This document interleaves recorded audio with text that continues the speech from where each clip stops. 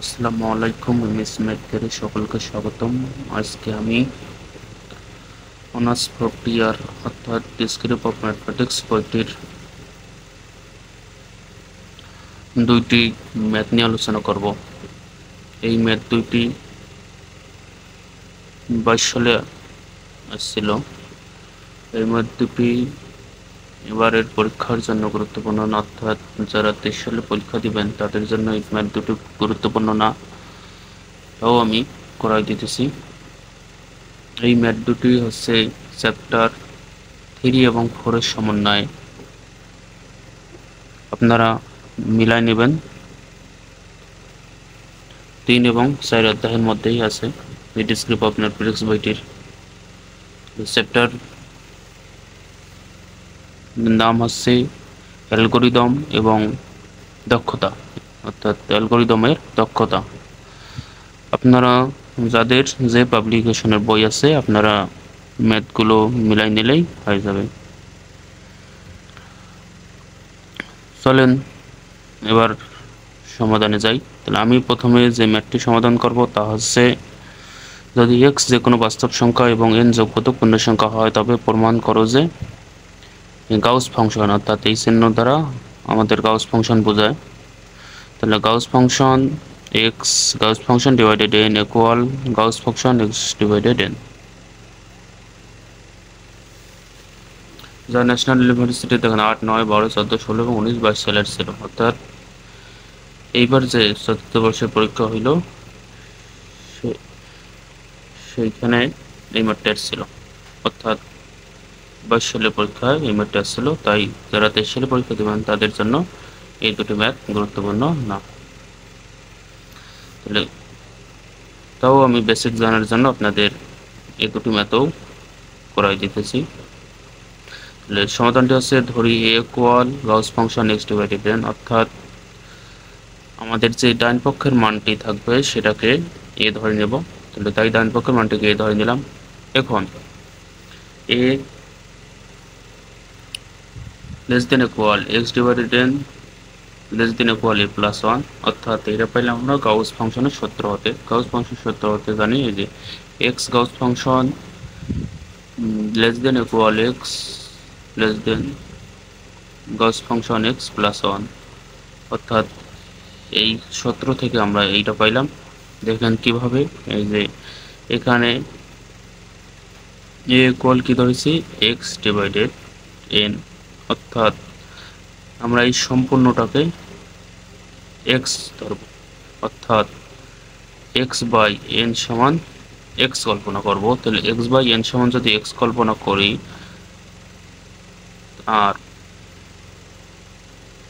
এই x by n সমান x কল্পনা করব, আর এখানে এক্স ডিভাইডেড এন এ গাউস ফাংশন হওয়ার পরে সেটাকে এ ধরে নিচ্ছি যেখানে।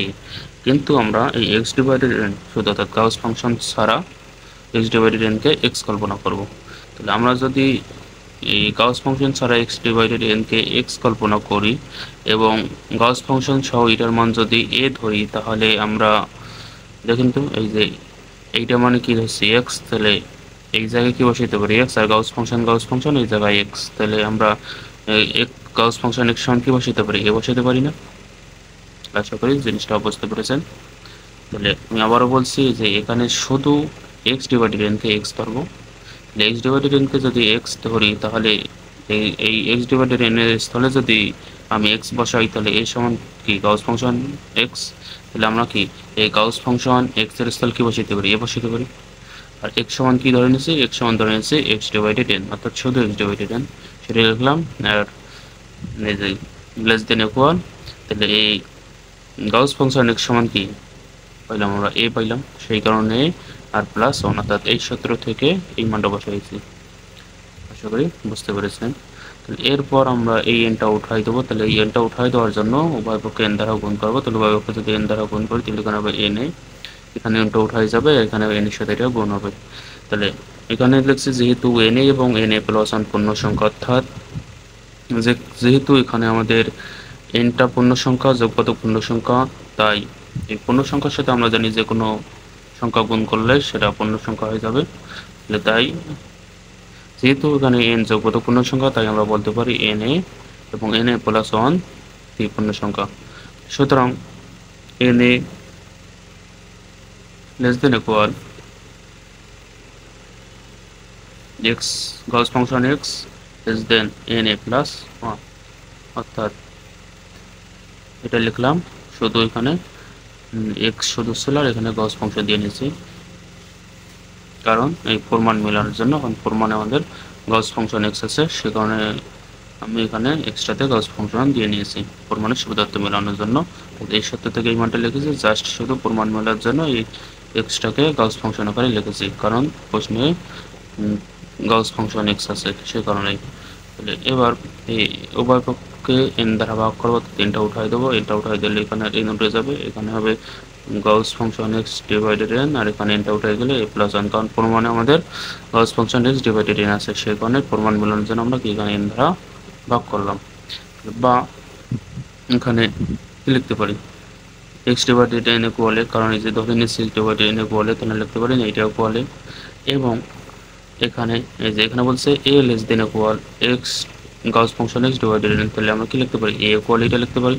তাহলে আমরা ধরে নিয়েছি a equal Gauss function x divided n, সেই কারণে লিখলাম Gauss function x divided n ইকুয়ালে।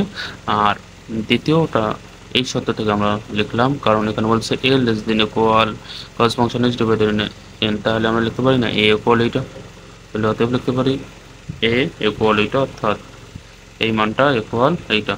তাহলে যেহেতু আমাদের প্রমাণে দেখেন এই গাউস ফাংশন দিয়ে আবদ্ধ করা আছে, তাই আমি প্রমাণ মেলানোর জন্য এই সম্পূর্ণটাকে কি করলাম, এইটাকে গাউস ফাংশন দ্বারা আবদ্ধ করলাম।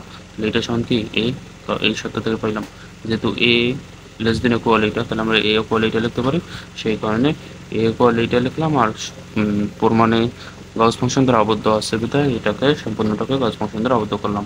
তাহলে অতএব আমরা লিখতে পারি এই Gauss function x divided n ইকুয়ালে এটাকে 1 নম্বর সমীকরণ দিলাম, আর এটাকে 2 নম্বর সমীকরণ দিলাম। তাহলে 1 আর 2 নম্বর সমীকরণ দিলাম, তাহলে উভয় পক্ষে a ক্যান্সেল করা যায়, তাহলে লিখতে পারি 1 ও 2 হতে পারে। তাহলে কি x divided n Gauss function equal Gauss function x divided n প্রমাণিত, কারণ এটাই আমাদের প্রমাণে বলছে। যেহেতু আমাদের প্রমাণে এইটা আগে আছে, তাই এই অর্থাৎ এইটা আগে আছে আর এইটা বাম পক্ষে আছে এবং এটা ডান পক্ষে আছে, তাই সাজায় যদি লিখি তাহলে লেখা যায় বা Gauss function x divided n Gauss function equal Gauss function x divided n,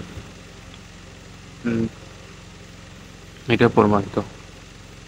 তাহলে আশা করি বুঝতে